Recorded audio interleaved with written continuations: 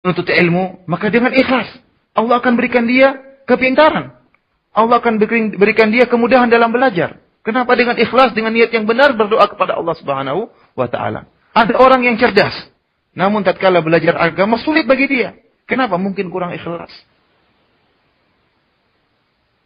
Namun ada orang mungkin otaknya biasa-biasa, namun dengan niatnya yang benar, niatnya yang ikhlas karena ingin mengangkat kebodohan dari dirinya dan ingin mendakwakan ilmunya kepada orang-orang lain, maka Allah berikan kemudahan bagi dia dalam menuntut ilmu. Allah memberikan dia kemudahan dalam memahami agama ini. Demikian juga dalam berdakwah. Seorang bisa jadi berdakwah dan berdakwah, namun dakwahnya kurang diterima. Coba perbaiki niatnya, lihat niatnya. Apakah dia ikhlas dalam berdakwah atau tidak?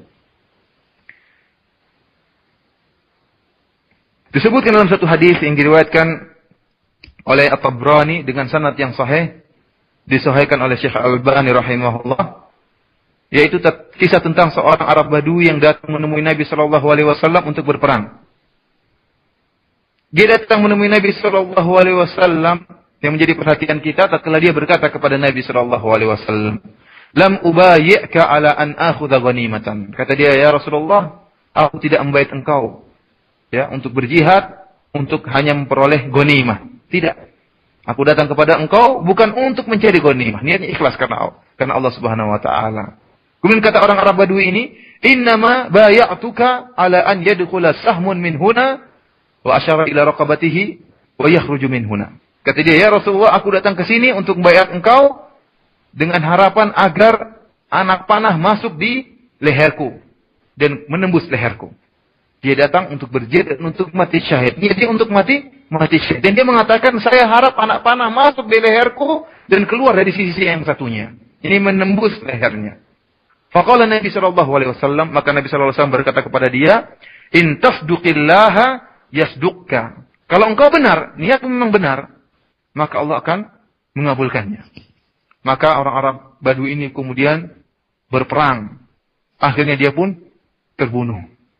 Kemudian Rasulullah SAW melihat jasad orang Arab Badui ini, ternyata dia melihat lehernya terkena anak panah sebagaimana yang dia harapkan. Maka Nabi SAW berkata, "Shadaqallaha fasaddaqahullah." Orang ini niatnya telah benar, maka Allah pun mengabulkan permintaannya. Subhanallah, lihat.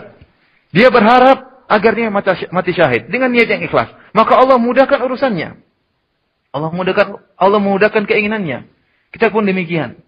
Hendaknya tatkala kita menuntut ilmu, ya, niat kita benar-benar karena Allah Subhanahu wa taala, sehingga diberkati oleh Allah Subhanahu wa taala. Kemudian tatkala berdakwah, ya, niat kita juga karena Allah Subhanahu wa taala, sehingga diberi barokah oleh Allah Subhanahu wa taala. Bisa jadi seorang, ya, ilmunya pas-pasan, namun dengan niat yang ikhlas karena Allah Subhanahu wa taala, maka dakwahnya lebih berpengaruh kepada masyarakat. Masyarakat lebih banyak, ya, mendapat siraman rohani dari dia. Padahal ilmunya mungkin pas-pasan. Tidak seperti ustadz yang lain, yang mungkin ilmunya luar biasa, hafalannya banyak, mengetahui tentang sanad dan rijal, menghafal nama-nama rawi, akan tetapi mungkin ilmunya tidak berbarokah. Kenapa? Niatnya salah. Niatnya salah dalam berdakwah, dan bisa jadi niatnya salah dalam menuntut ilmu. Bisa jadi dia tatkala menuntut ilmu, sudah bersafar ke negeri yang jauh, ternyata niatnya untuk menyaingi saudaranya, untuk menyaingi ustadz yang lain. Tatkala pulang, mungkin ilmunya luar biasa, ilmunya banyak, namun tidak ada yang mengambil faedah dari ilmunya.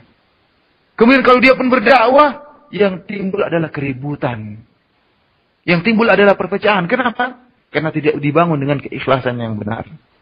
Dan semua amal, ya, tatkala kita menulis buku juga, tatkala kita memberikan ceramah, menulis buku, ya, maka hendaknya niat kita benar-benar karena Allah Subhanahu wa taala. Betapa banyak orang yang mungkin punya mu'allafat yang sangat banyak, tulisan yang sangat banyak, makalah yang sangat banyak, namun tidak bermanfaat.